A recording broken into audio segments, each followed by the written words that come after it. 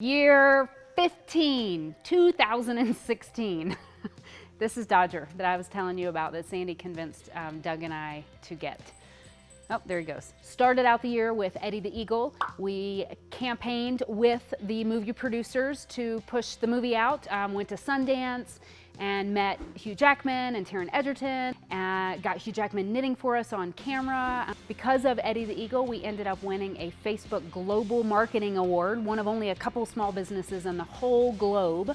We also started the Tostrology series. I was on HSN. We partnered with a local magician who started a campaign called Spellbinders, and it is the largest free international magic festival in the world, and we created some magic kits called our Spellbinders kits, where all the profits from the kits go to the Spellbinders to support the local libraries in town. So that is something that we're still doing and still working on. The irony of this being our 15th year in business is one of the businesses and one of the business owners that I met at the very beginning of this journey was Susan Druning and Andy McEwen from Crystal Palace Yarns. They had started as a yarn shop and a spinning shop in the Bay Area and ended up doing tons of wholesale stuff, and I've always really looked up to them. They've got great business acumen and are just really good people.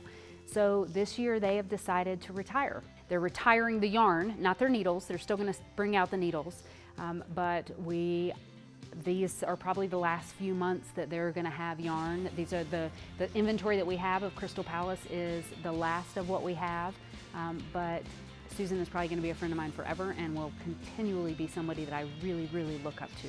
So Susan and Andy, thank you from us and thank you from the entire industry for all that you've done for yarn. We love you.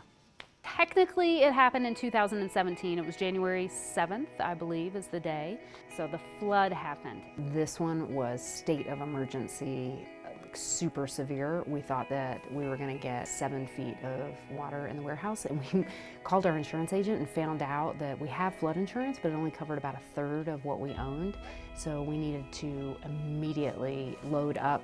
Had to save the yarn. We called the U-Haul place and took every U-Haul that we could find in Reno. We grabbed all of the yarn. We asked a bunch of customers if they would come in and help us. And on Saturday, January 7th, we shipped out over 1,000 packages. We probably had 50 people at the warehouse, like boxing up stuff, putting up all the yarn, and throwing it in the U-Hauls and taking it to higher ground. So I realized that I'd not signed the renewal on our lease for our space, and our lease was up in March, so we were like, we've already loaded all this stuff up, we might as well just move. Like, it's just a month and a half early.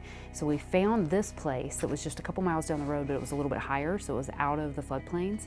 And it turned out that the woman who owned the building had been a customer of ours since 2002, since the very, very beginning, and let us move in immediately. So instead of taking the U-Hauls back and unloading everything, after everything had dried out, we just brought it over to this new space and unloaded everything here and moved in.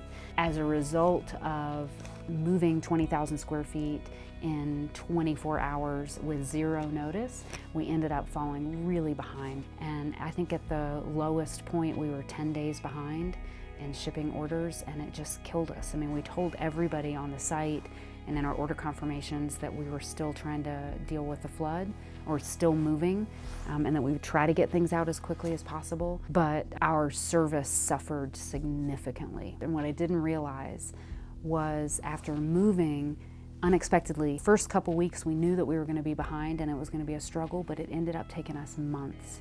And we're still working on counting all the inventory, figuring out what was missing, setting everything up. It just took us a lot longer to get going than we expected, and really affected our service. If I can back up for just 1 second, in 2016, we had all of this stuff going on, and we kind of fell behind a little, and we weren't shipping our packages as quickly as we wanted to ship our packages, and we weren't answering our phone calls as fast as we were used to answering our phone calls for the past 14 years. When we started, it was just me, and it was 500 square feet. All of a sudden, we've got 20,000 square feet. I've got 50 people working for us. We've got all kinds of crazy stuff going on, and we couldn't keep up.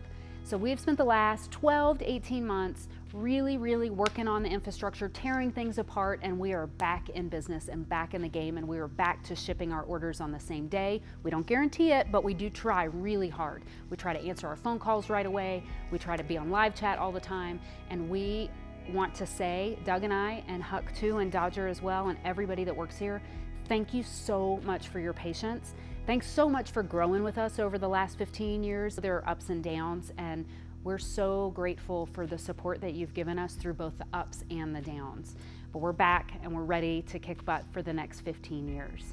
Thank you for participating in this 15-day journey. It's actually been really fun, and it's been really good for me and for all of us to kind of remember and to look back and to recount the years. It's incredible how much stuff we've done. So thank you guys.